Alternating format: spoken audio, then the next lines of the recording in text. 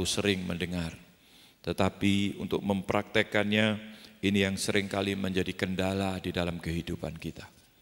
Tapi saya percaya, saudara, tadi pada saat saya berdiri di situ, Tuhan sudah memberikan ini kepada saya untuk dipersiapkan tadi malam, saudara.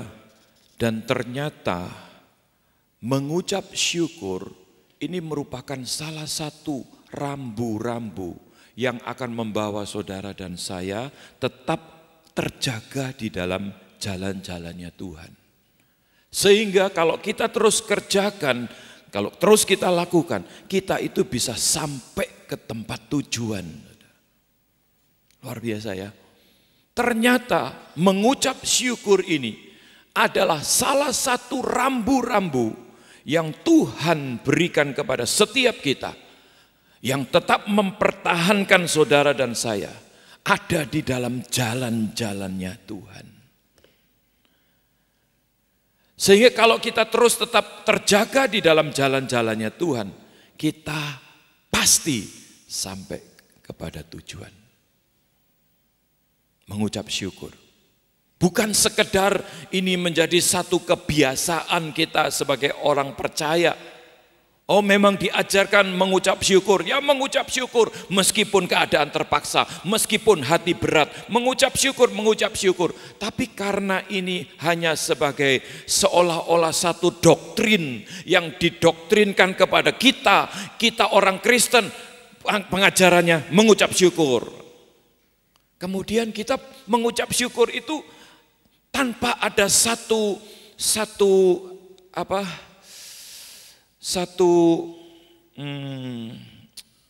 maksudnya itu kalau kita menonton sesuatu terus kita bisa menikmati tanpa ada satu perasaan yang bisa menikmati atau ada penghayatan, menghayati. Saudara, ternyata ya mengucap syukur ini harus disertai dengan penghayatan yang sungguh-sungguh sehingga kita betul-betul sadar, oh Tuhan maunya ini. Karena Tuhan baik, Tuhan mengasihi kita, Tuhan begitu menyayangi kita, kita diberi seperti alat-alat atau rambu-rambu yang tetap menjagai saudara dan saya itu ada di dalam jalan-jalannya. Itu adalah mengucap syukur salah satunya. Ternyata saudara, dengan kita mengucap syukur, sering kita belajar, ada kuasa dalam pengucapan syukur. Memang, kuasanya tak terhingga. Tapi pada saat tadi Tuhan berikan, mengucap syukur ini adalah rambu-rambu yang tetap menjagai kita sebagai orang percaya ada di dalam jalan-jalannya Tuhan. Jadi saudara, kalau kita bersungut-sungut, ngomel-ngomel, kita mengata-ngatai kata-kata yang negatif, itu kita sudah keluar dari jalan Tuhan. Ya, ingat baik-baik. Kalau perkataan-perkataan kita itu sudah bersungut-sungut, ngomel-ngomel, kita itu sudah berada di luar jalan-jalan Tuhan. Tapi kalau hati kita dipenuhi dengan ucapan syukur, terima kasih Tuhan. Kalau kita minum air seteguk saja, terima kasih Tuhan, saya masih bisa minum air seteguk.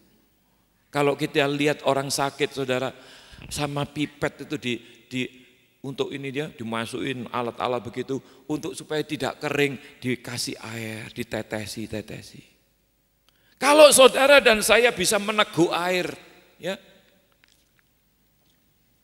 meneguk air begini, kita bisa mengucap syukur, itu luar biasa. Amin. Ternyata seperti itu saudara. Dalam hal kecil, dalam hal besar, kalau kita bisa mengucap syukur, berarti tandanya kita itu tetap ada di dalam jalan-jalannya Tuhan. Yang percaya katakan amin. Kita akan melihat di sini sekarang, mengucap syukur. Kita baru ngerti kenapa kok Tuhan itu memerintahkan mengucap syukurlah dalam segala hal. Karena inilah kehendak Elohim di dalam Yeshua HaMashiach bagi kamu. Kalau kita tidak ngerti apa maknanya, kalau kita belum bisa menghayati di dalam pengucapan syukur kita, itu sepertinya satu doktrin yang didoktrinkan kepada kita sebagai orang Kristen dalam tanda kutip. Ya mengucap syukurlah. Masalah, ngucap syukur. Bukan itu yang Tuhan mau. Satu ucapan syukur yang penuh dengan penghayatan. Karena dengan ucapan syukur, kita itu dijagai, tetap ada di dalam jalurnya Tuhan. Habis gini, kita saling mengingatkan, saudara. Ya, suami, istri, anak, orang tua, semualah. Di Supercell, dimanapun kita ada. Di kelompok-kelompok kecil. Kalau ada yang mulai bersungut-sungut, ngomel-ngomel, ingatkan saja. Hati-hati keluar dari jalannya Tuhan. Karena mengucap syukur ini ternyata salah satu alat yang Tuhan pakai untuk menjagai kita semua ada di dalam jalan-jalannya Tuhan. Makanya di dalam surat 1 Tesalonika pasal 5 ayat 18, Rasul Paulus menuliskan, mengucap syukurlah dalam segala hal, karena inilah kehendak Elohim di dalam Yeshua HaMashiach bagi kamu.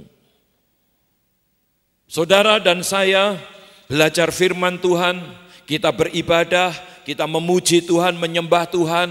Kita mau belajar untuk mentaati setiap firman-Nya, kita mau mengerti firman-Nya. Semua kita belajar, kita beribadah, kita mungkin baca renungan, baca buku rohani, baca kitab suci. Semua yang kita kerjakan itu tujuannya cuma satu, untuk supaya kita mengerti kehendak Tuhan. Kalau kita belajar Alkitab supaya kita bisa menjawab setiap perdebatan-perdebatan yang misalnya menyerang kita. Kita belajar kitab suci supaya bahkan kita menghafal, supaya kita bisa kelihatan fasih seperti orang yang pinter. Ayat-ayat kutipannya luar biasa. Kalau selama motivasi-motivasi ini yang ada di dalam diri kita, saudara, ini adalah kesalahan fatal. Kenapa ada banyak orang Kristen rapuh, keropos di dalam? Karena motivasinya salah. Sepertinya gagah kita memberitakan kebenaran. Sepertinya kita berani untuk menyatakan kebenaran di tengah-tengah dunia. Tapi selama motivasi hati kita salah, keropos, saudara. Artinya keropos itu, kalau saudara lihat stainless steel, di luarnya bisa dipoles sampai mengkilap di luarnya.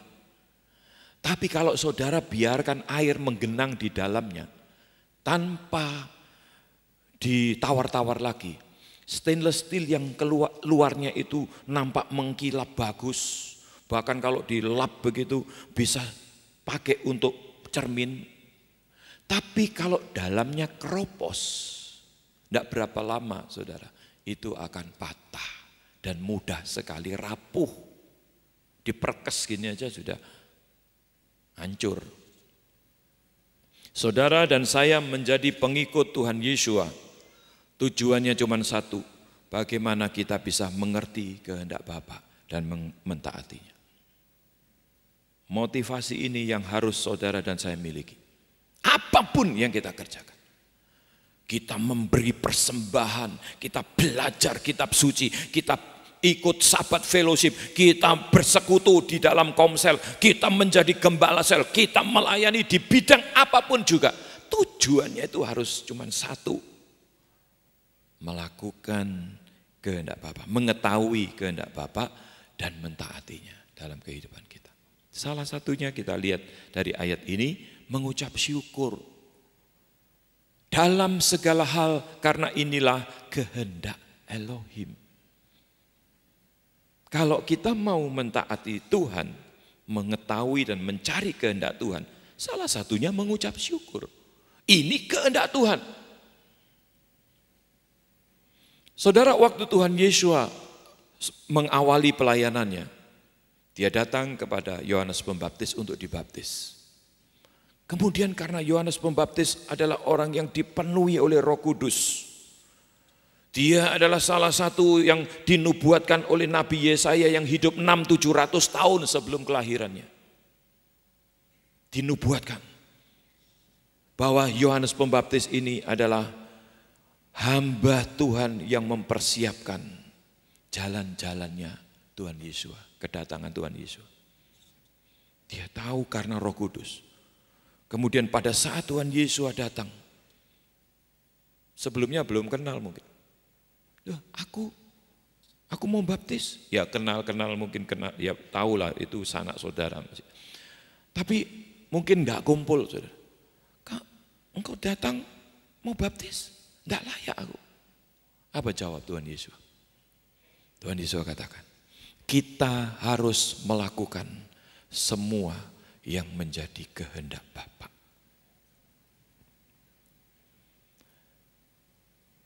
Waktu Tuhan Yesus berada di Samaria, duduk di sumur, tepi sumur, kemudian ada perempuan yang mengambil air di siang hari. Murid-muridnya mencari makan, Tuhan Yesus beristirahat di situ. Setelah Tuhan Yesus mengerti kehendak Bapa, kenapa dia harus lewat Samaria dan ketemu dengan wanita Samaria. Murid-muridnya datang bawa makanan. Ini Tuhan makan dulu. Mungkin seharian belum makan. Dari pagi, Tuhan ini makan dulu. Ini. Bawa nasi bungkus. Tidak tahu nasi bungkus apa. Nasi campur atau nasi kuning atau nasi apa. Ini Tuhan. Makananku adalah melakukan kehendak Bapa. Itu jawabnya, saudara. Kalau saudara dan saya menjadi pengikut Tuhan Yesus, kita harus juga mempunyai motivasi yang sama, melakukan kehendak Bapa. Salah satunya mengucap syukur ini. Ternyata mengucap syukur ini bukan sekedar mengucap syukur gitu loh, saudara. Ternyata ini adalah kehendak Elohim di dalam Tuhan Yesus untuk kita semua. Apapun, dalam segala hal, mengucap syukurlah dalam segala hal. Nah, dari kata mengucap syukur ini, saudara, ada dua hal yang, ada satu yang saya lihat ya, setiap kali saya membaca kitab suci, ini kan baru saja selesai, habis Matius, sekarang Markus, minggu kemarin, ada peristiwa yang terjadinya itu ya mirip, seiring, senada. Dua kali terulang. Mirip peristiwanya. Dan ini yang setiap kali dalam pembacaan kitab Injil selalu saya dalam hati itu muncul. Ya kok mirip ya, tapi beda. Orang-orang yang membaca cuman sekedar aja kadang-kadang melewati, bahkan ada yang tidak teliti. Kalau tidak teliti, seolah-olah peristiwa ini sama. Padahal ini peristiwa yang berbeda. Dan terjadinya itu mirip. Biasanya Tuhan Yesus kalau melakukan mujizat, itu beda. Kadang menyembuhkan dengan meludah di tanah, tanahnya diusap-usapkan, suruh basuh. Kadang cuma ditumpangi tangan, kadang cuma dengan perkataan. Macam-macam. Tapi kalau peristiwa ini, itu senada, mirip. Peristiwa apa itu? Belajar dari dua peristiwa yang berbeda. Yaitu di saat Tuhan Yesus memberi makan orang banyak. Yang pertama, Tuhan memberi makan 5.000 orang. Laki-laki di sini dikatakan. Di dalam Markus pasal 6 ayat 41 saya kutip di sini satu ayat. Dan setelah mengambil 5 roti dan 2 ekor ikan itu sambil menengadah ke langit dia memberkati dan memecah-mecahkan roti itu, lalu memberikannya kepada para muridnya supaya menyajikannya kepada mereka. Dia juga membagikan kedua ikan itu kepada semua orang. Saudara, mari kita buka ayat ini, karena ada beberapa yang lain yang kita baca. Ini peristiwa yang pertama. Saudara perhatikan 5 ketul roti dan 2 ikan. Sudah tidak asing bagi setiap kita. Sejak sekolah minggu sudah sering diajarkan. 5 ketul roti dan 2 ekor ikan. Yang kita perlu lihat, saudara, apa yang dilakukan Tuhan Yesus sebelum terjadi pelipat gandaan dari 5 ketul roti dan 2 ikan ini. Ya, kalau kita lihat ayat-ayat sebelumnya, saudara, di dalam Markus pasal 6, kalau kita baca misalnya ayat yang ke-35. Pada waktu hari sudah mulai malam, datanglah murid-muridnya kepadanya dan berkata, tempat ini sunyi dan hari sudah mulai malam. Suruhlah mereka pergi supaya mereka dapat membeli makanan di desa-desa dan di kampung-kampung di sekitar ini. Tetapi jawabnya, kamu harus memberi mereka makan. Kata mereka kepadanya, jadi haruskah kami membeli roti seharga 200 dinar untuk memberi mereka makan? Tetapi ia berkata kepada mereka, berapa banyak roti yang ada padamu? Cobalah periksa. Supaya sesudah memeriksanya, mereka berkata, 5 roti dan 2 ikan. Saudara perhatikan di sini, awal mula peristiwa ini terjadi karena banyaknya orang yang mendengar Tuhan Yesus, katakanlah Tuhan Yesus mengajar. Dan itu berlangsung berjam-jam lama, saudara. Bahkan bisa seharian. Orangnya banyak. Dan kalau kita lihat, saudara, Tuhan itu hatinya yang penuh dengan belas kasihan. Dia selalu, ayat sebelumnya juga ya, ayat 34 itu, dia melihat orang banyak itu, hatinya itu digerakkan oleh belas kasihan. Belas kasihan. Kemudian dia mulai ngajar, dia bagikan kebenaran-kebenaran firman Tuhan. Dan Tuhan mulai mikir, ini mereka pasti lapar. Nah murid-muridnya sudah bingung kan, suruh pulang, suruh kembali aja, supaya mereka makan. Kemudian apa yang dikatakan Tuhan Yesus? Kamu harus memberi makan. Nah saudara, peristiwa ini berurutan dari hati yang berbelas kasihan, kemudian sampai Tuhan melawan satu pendapat atau pandangan orang banyak yang di mana murid-muridnya, masa kita mesti mengeluarkan 200 dinar? Itu cukup banyak, saudara. 5.000 orang laki-laki. Kalau sebagian ngajak istri, sebagian ngajak anak-anaknya, diperkirakan katakanlah 10.000. Beri makan 10.000 orang, nasi bungkus paling murah aja sekarang sudah 4.500, 4.000. Ya ada yang 3.000 nasi pecel, tapi cuman sayur aja. Katakanlah 3.000 aja, kali 10.000, 30 juta loh. Belum bawa kartu kredit, belum ada kartu kredit. Uang dari mana? Bukannya enggak punya uang, mungkin waktu itu ya enggak bawa uang segitu. Kira-kira ada di antara kita bawa uang kontan 30 juta sekarang? Tidak ada. Uang dari mana? 200 dinar. Gimana caranya? Saudara, Tuhan Yesus berkata kamu harus beri makan. Akhirnya apa yang ada? Coba diperiksa. Diperiksa semua. Cuman ada 5 roti, 2 ikan. Nah, kemudian diminta, bawa sini. Tuhan mengambil ayat ini ayat 41, 5 roti dan 2 ekor ikan itu menengadah ke atas dan memberkati, ditulis di sini memberkati. Arti dalam bahasa aslinya itu dia mengucap syukur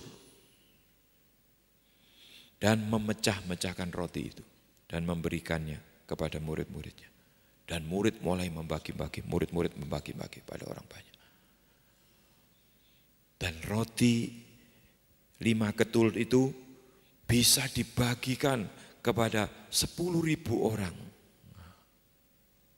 Terjadi pelipat gandaan. Saudara, kita nggak bisa bayangkan. Kita nggak bisa bayangkan.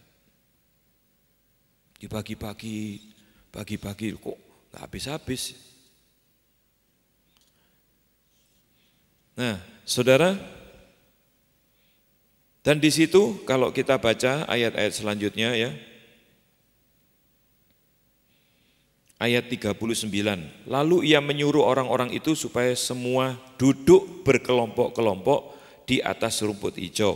Maka duduklah mereka berkelompok-kelompok, ada yang 100, ada yang 50 orang.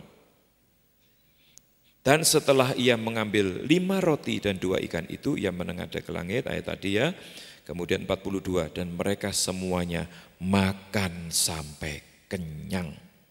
Kemudian orang mengumpulkan potongan-potongan roti, 12 bakul penuh, selain daripada sisa-sisa ikan.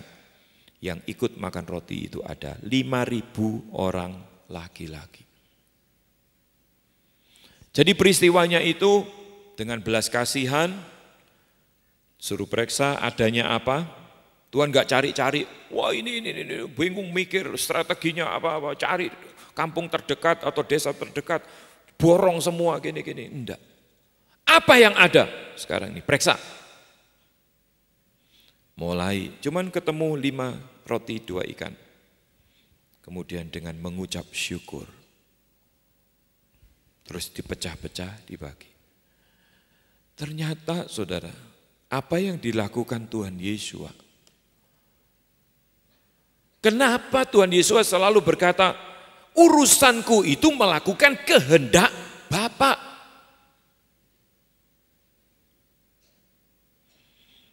Makanya Tuhan Yesus mengerti, kalau mau melakukan sesuatu sehingga terjadi mujizat, terjadi pelipat gandaan, terjadi perkara-perkara ajaib, awali semua dengan ucapan syukur.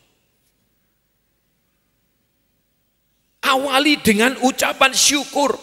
Semakin kita itu melimpah dengan ucapan syukur, maka sesuai dengan seberapa kita bisa melimpah ucapan syukur itu, segitu Tuhan akan melipat gandakan apa yang saat itu saudara kerjakan.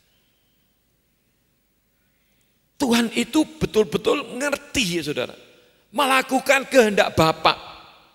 Lah Tuhan mau dan dia tahu kehendak Bapa itu salah satunya awali dengan ucapan syukur, ucapan syukur. Saudara, saya percaya kalau pagi bangun tidur saudara sudah dengan ucapan syukur. Sebesar apa ucapan syukur saudara, sepanjang hari itulah yang saudara akan terima berkat-berkat Tuhan.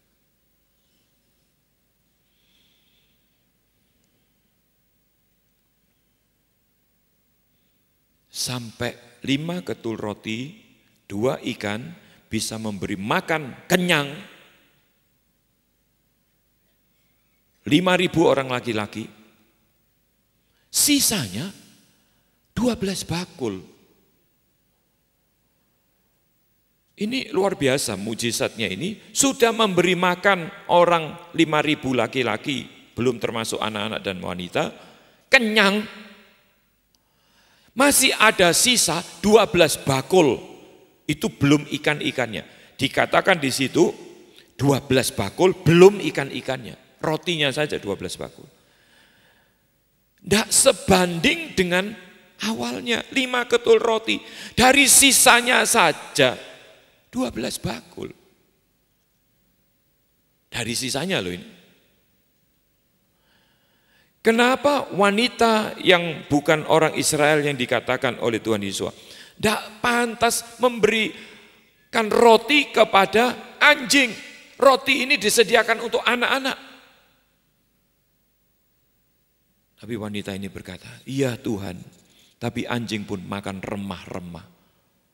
Saudara, waktu saya membaca, ini kenapa Tuhan Yesus sampai berkata, iman sebesar ini tidak ada yang dimiliki oleh orang Israel, tidak punya. Dia bukan orang Israel, bukan bangsa pilihan, tapi dia bisa punya iman. Ya Tuhan, dari remah-remahnya saja. Bayangin saudara, kenapa Tuhan berkata iman sebesar ini? Karena wanita itu dia dikatakan punya iman, karena tahu biar remah-remahnya saja. Kalau dari Tuhan itu bisa melimpah. Lawang 5 ketul roti bisa jadi 12 bakul kok. Remah-remahnya bagaimana? Kenapa Tuhan Yesus berkata, wah imanmu itu besar memang. Remah-remah loh. Tapi biar remah-remah kalau dari Tuhan. Lawang 5 ketul roti bisa 12 bakul sisanya. Sisanya itu namanya sisa itu sudah kebuang loh saudara. Remah-remah loh itu. Ya. Kenapa Tuhan berkata, imanmu besar. Biar remah-remah kalau dari Tuhan. Luar biasa. Amin. Kuncinya di sini. Mengucap syukur. Mengucap syukur. Awali setiap pagi, mulai hari ini. Mulai besok bangun, ucapkan syukur. Di tengah menjalani pekerjaan, kegiatan dan semua aktivitas kita, ucapkan syukur. Mau tidur, mengucap syukur. Saudara, terus terang saja, ya terus terang. Saya melakukan itu bertahun-tahun, setiap hari. Bangun tidur, ngucap syukur, malam mau tidur, ngucap syukur. Cuman penghayatannya, saya mikir-mikir, iya kurang penghayatannya. Buktinya di tengah-tengah begini masih perlu, ayo wes ngucap syukur, kalau Tuhan diingatkan ngucap syukur. Sepanjang minggu ini saudara, kemarin hari Rabu waktu kita doa Aquila, ya mulai lagu yang dinyanyikan dari awal sampai terakhir itu tentang ucapan syukur. Tentang ucapan syukur. Kemudian kemarin waktu pemberkatan nikah pun, sahabat fellowship, ngucap syukur lagu-lagunya. Ngucap syukur terus, ngucap syukur. Nah kalau diingatkan kayak gitu, baru kita itu sepertinya ada yang jagai. Menghadapi situasi apapun, ngucap syukur, sudah hati-hati, jangan kepancing setan, hati-hati, ngucap syukur, ya syukur. Makanya Tuhan kok ingatkan ngucap syukur. Tunggu diingatkan. Setelah hari ini saya berharap ya, saya berharap saya bisa menghayati lebih lagi dalam mengucap syukur habis gini. Setelah tadi berdiri, ngucap syukur itu salah satu penjagaan Tuhan. Rambu-rambu yang Tuhan berikan. Tuhan menjagai supaya kita tetap ada di dalam jalan-jalannya. Habis gini, saya pasti akan lebih menghayati. Mengucap syukur bukan karena kebiasaan. Ya makanya, ya sebatas itu yang saya terima. Mujizat, keajaiban, kelimpahan yang saya alami ya sebatas pengertian yang saya bisa tangkap. Mengucap syukur selalu, saudara, sudah puluhan tahun ini bangun tidur, berdoa, ngucap syukur. Mau tidur, ngucap syukur, sudah pasti sudah. Apalagi kalau pulang dari sini jam 2, setengah 3, sampai rumah itu rasanya lega gitu. Terima kasih Tuhan, Tuhan sudah mimpin, terus mengucap syukur Tuhan sudah menolong, menyertai, sehingga sampai tiba di rumah tanpa kurang suatu apapun juga. Mengucap syukur. Karena apa? Habis ngelewati jalan-jalan yang sepi dan bahaya. Saya kan pulang kalau ini mesti lewat Mer itu. Nah, saudara tahu Mer itu daerah bagal-bagal, daerah anak-anak trek-trekan. Pernah saya dihentikan, kok ruamih penuh.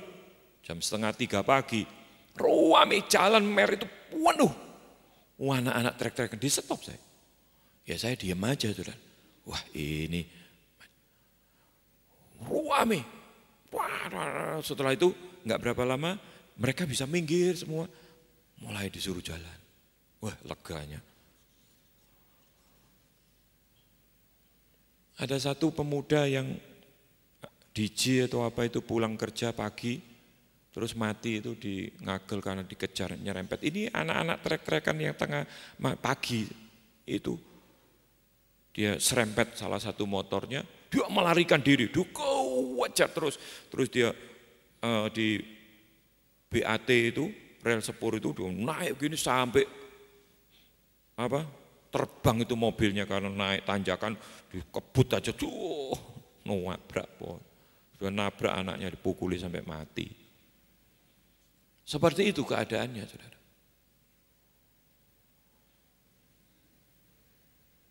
Tapi saat sekarang setelah saya ngerti, oh iya, ngucap syukur ini salah satu kehendak Bapa loh.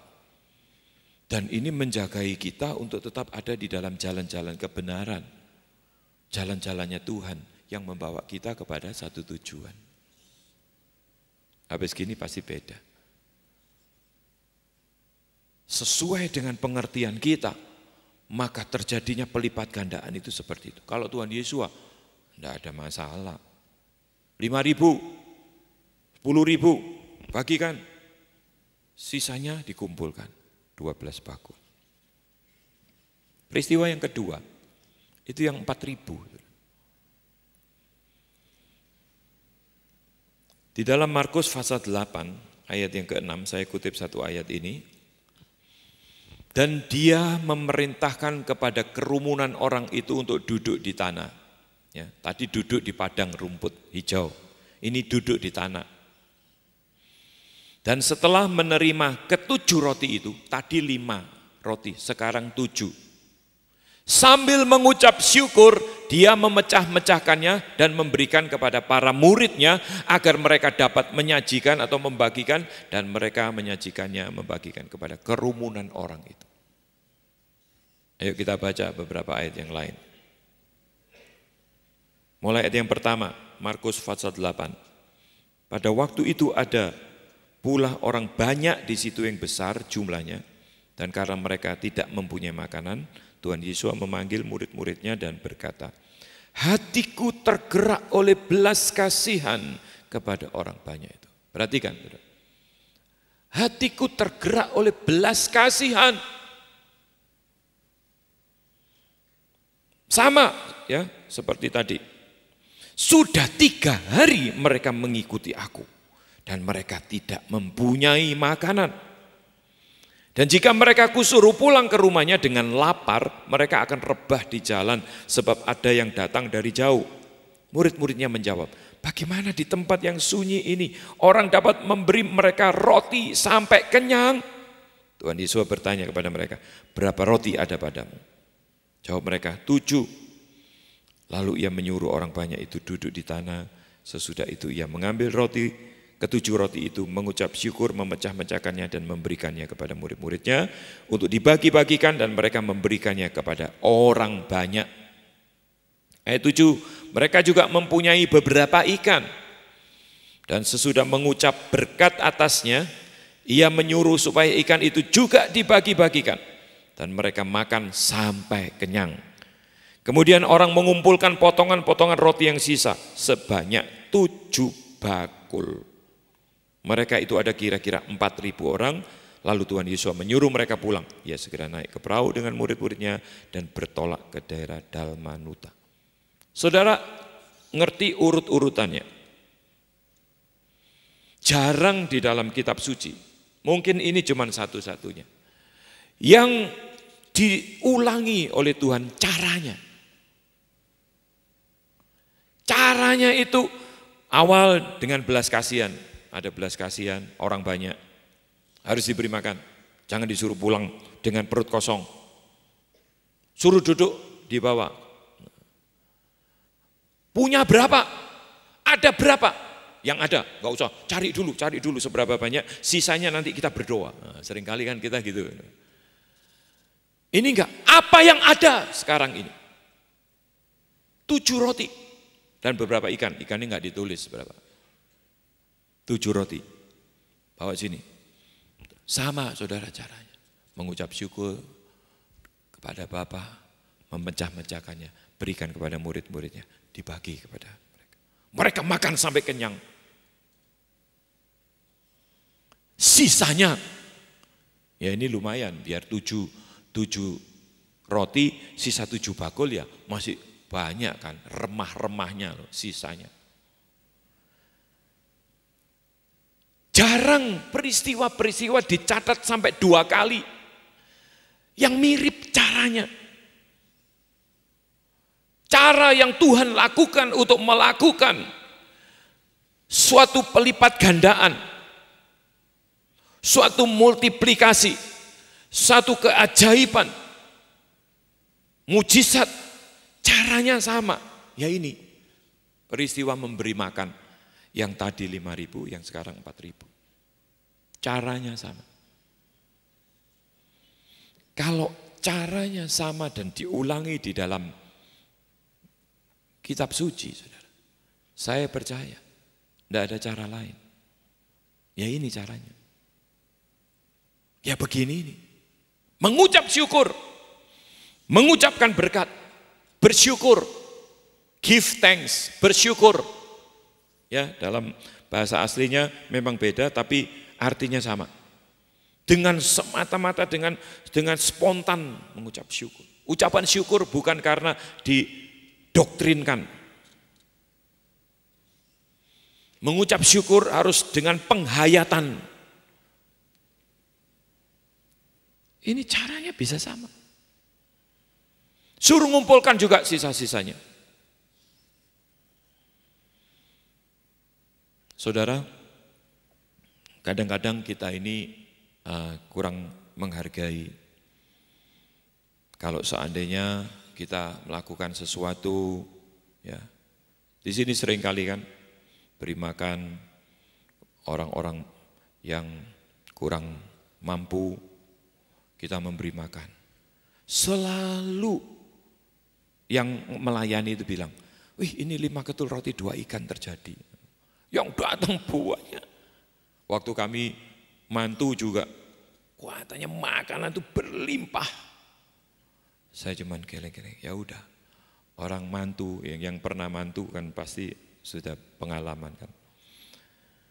Makanan itu jadi hal yang membuat kepikiran juga ya.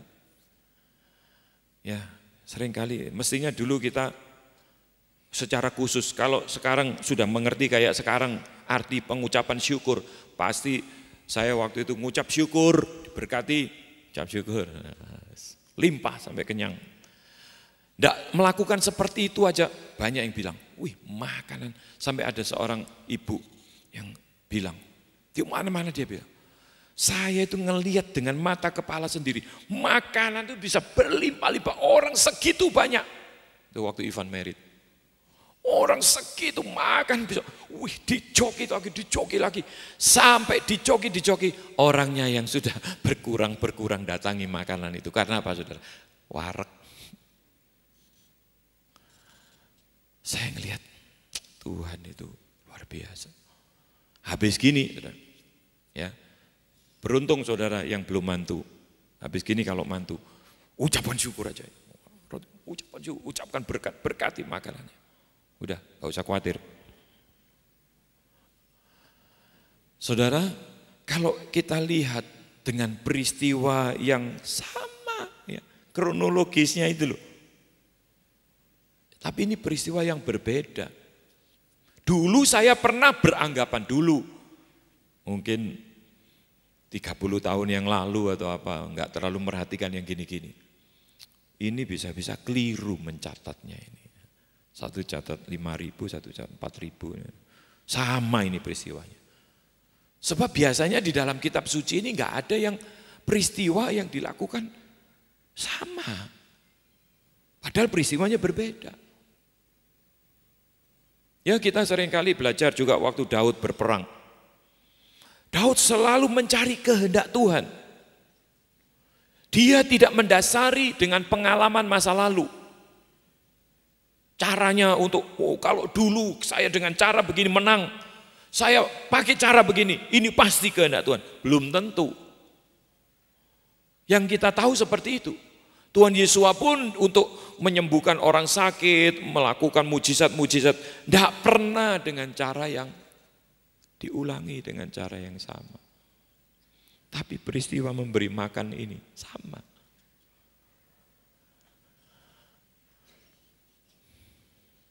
Ayat 9, dan mereka yang makan ada kira-kira 4.000 orang. Dan dia membiarkan mereka pergi. Jadi ini betul-betul peristiwa yang berbeda. Satu tadi 5 roti 2 ikan memberi makan 5.000 orang laki-laki. Kalau ini 7 roti, ikannya beberapa memberi makan 4.000 orang. Sisanya yang pertama tadi 12 bakul, yang 5 ketul roti 2 ikan, yang 7 roti sisanya 7 bakul. Sama saudara, remah-remah dari 7 jadi 7 bakul itu sudah luar biasa, itu remah-remahnya. Jangan anggap enteng saudara, remah-remah kalau dari Tuhan. Ya, bisa-bisa lebih kenyang itu. Kalau dapat 7 bakul, lebih kenyang loh remah-remahnya. Makanya Tuhan berkata, imanmu besar. Tidak ada iman seperti ini di bangsa Israel. Saudara dan saya termasuk orang-orang yang orang pilihan memang. Tapi bukan bangsa pilihan kita. Kita adalah bangsa yang ditusuk sambungkan. Tapi saudara, kita harus punya iman meskipun kita dapat remah-remah sekalipun. Remah-remah itu lebih banyak. Sisanya kalau dari Tuhan, wow, luar biasa. Saudara, hal ini yang paling tidak kita bisa tangkap. Oh, ternyata kehendak Elohim adalah mengucap syukur. Dan ada satu peristiwa lain, waktu perjamuan, ini hal mengucap syukurnya. Ayat Lukas 22 ayat 19, dan setelah mengambil roti seraya mengucap syukur, dia memecah-mecahkannya dan memberikannya kepada mereka sambil berkata, inilah tubuhku yang diserahkan ganti kamu, lakukanlah ini sebagai peringatan akan aku. Saudara, hal yang sama dalam pengucapan syukurnya. Karena ini peristiwa untuk mengingat akan Tuhan, kematian Tuhan Yesus yang sering setiap pagi kita lakukan sebelum ibadah. Saudara, harusnya kita juga percaya pada saat kita makan dan minum perjamuan Tuhan. Karena Tuhan yang mengawali dengan mengucap syukur, memecah-mecahkan roti. Dan roti itu adalah tubuhnya sendiri. Pada saat kita makan dan minum perjamuan Tuhan, harusnya kita juga percaya dengan iman Tuhan akan melakukan banyak mujizat-mujizat di dalam hidup kita. Bukan mujizat yang kita kejar. Ada banyak orang keliru-keliru saja melakukan perjamuan Tuhan, bisa terjadi mujizat. Tapi ya itu dari Tuhan atau bukan, kita nggak berani ngomong. Kalau itu disalahgunakan, ini kan ya itu bisa ditunggangi sama setan. Bisa ditunggangi itu aja. Bahayanya saudara, kalau kita belajar kebenaran itu ya, Setan itu selalu ngikut. Misalnya ada perumpamaan, pada saat seseorang menabur benih gandum nih yang ditabur, benih yang baik. Lawan atau musuh, setan, juga menabur benih. Tapi benihnya ilalang, alang-alang itu. Serupa tapi tidak sama pada saat baru muncul. Saudara, kalau rumput lalang ya, ilalang dengan gandum yang baru muncul, itu ya sama kayaknya kayak rumput begitu kan. Hati-hati, seringkali iblis nunggangi, awal-awalnya bisa menipu kita. Oh ini sama. Kapan bisa dibedakan antara ilalang dengan gandum? Kenapa waktu itu tuannya berkata, waktu hamba-hambanya, ada banyak ilalang, kita cabuti aja ya. Jangan. Kalau dicabuti, gandumnya ikut kecabut. Biarkan saja. Ada saatnya,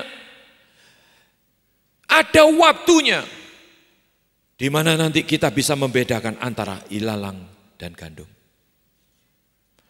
Banyak orang percaya, banyak orang Kristen membaca kitab suci, mengkhotbahkan kitab suci, mengajarkan semua. Tapi kalau yang sudah ditunggangi, awal-awal banyak orang tidak bisa membedakan. Lu itu yang baca Alkitab, lu ayat-ayatnya ya ada lu. Terjadi lu mujizat.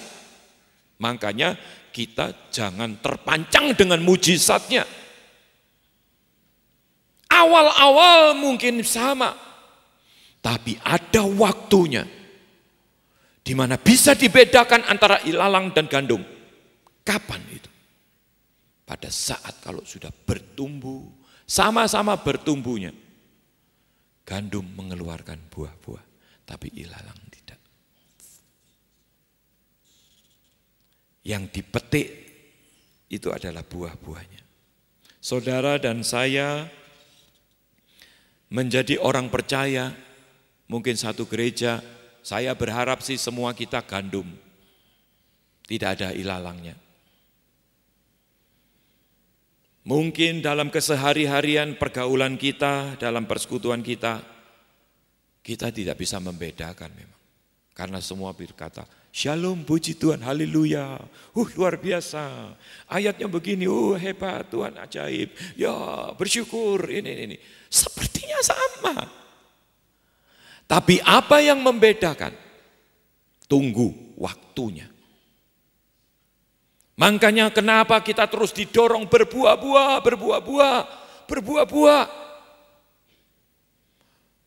Kalau kita gandum, kita pasti akan mengeluarkan buah. Saudara, ada waktunya ilalang dibedakan dengan gandum, orang dengan ngelihat gini aja sudah tahu. Tapi pada saat awal mula tidak bisa dibedakan. Karena yang bisa membedakan hanyalah buah-buah yang muncul. Hidup saudara dan saya ini harus berbuah-buah. Jangan anggap enteng pelayanan. Jangan anggap enteng kita, enggak apa-apa lah saya enggak lakukan. Yang penting saya sudah takut Tuhan, saya enggak lakukan ini itu, enggak berbuat jahat, enggak merugikan orang lain, saya berjalan aja ya sebagai orang percaya. Saudara, yang Tuhan lihat atau yang Tuhan tuai nanti adalah buah-buah. Yang Tuhan panen itu buah-buah, bukan daun. Makanya kenapa kita harus berbuah-buah? Awal mula kita gak bisa bedakan, hati-hati kalau itu bisa ditunggangi sama lawan. Lawan menabur benih-benih ilalang. Ini yang harus kita perhatikan. Kita harus tahu apa yang menjadi kehendak Bapa. Lakukan saja itu. Berbuah-buah sesuai dengan pertobatan kita. Berbuah-buah terus, berbuah-buah. Kadang-kadang kita pakai akal-akalan sama Tuhan. Udah toh berhenti kita pakai akal-akalan sama Tuhan. Serahkan aja, ini Tuhan, ini aku. Bejanamu. Mau diapakan udah. Mau dihancurkan lagi, ya ini aku Tuhan. Mau dibentuk lagi, ini aku Tuhan. bejanamu. Pada saat Tuhan membentuk kita, mungkin sakit, tapi begitu jadi, Tuhan akan isi dengan anggur barunya. Luar biasa. Itu yang menjadi kerinduan kita semua menjadi orang-orang percaya. Dan paling tidak, kita ngerti hari ini dengan mengucap syukur. Itu tetap menjagai jalan-jalan kita ada di dalam jalan Tuhan.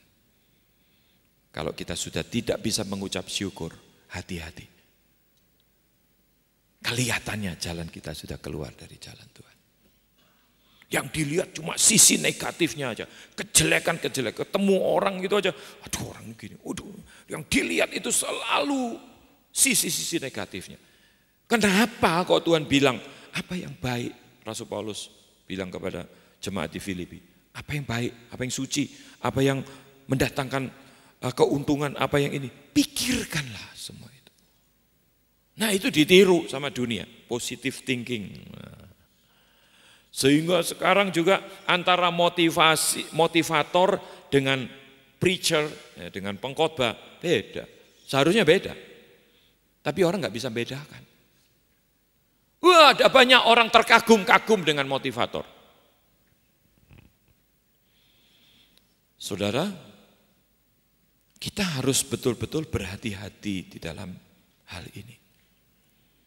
Enggak salah sih kita ikut termotivasi dan sebagainya. Seharusnya firman Tuhan itu lebih daripada motivator yang terhebat di dunia ini.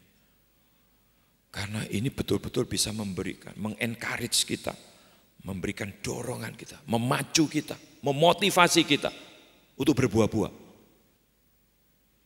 Nah kuncinya sekarang mengucap syukur tadi. Ya, belajar untuk mengucap syukur dengan penghayatan. Karena dengan mengucap syukur kita ada di dalam jalan-jalan Tuhan. Dan terjadi mujizat pelipat gandaan sesuai dengan kapasitas kita. Isinya pengucapan syukur mungkin satu bilang dengan yang lainnya sama. Wah aku mengucap syukur Tuhan terima kasih untuk ini. Mungkin sama ucapannya, sama perkataannya. Tapi isinya beda. Saudara. Tergantung penghayatan kita. Sampai sejauh mana kita bisa mengucap syukur. Terjadi pelipat gandaan, terjadi multiplikasi, terjadi berkat-berkat yang kadang-kadang ajaib. Saya yakin saudara, ini akhir zaman situasi tidak semakin membaik karena itu sudah dinubuatkan di dalam kitab suci.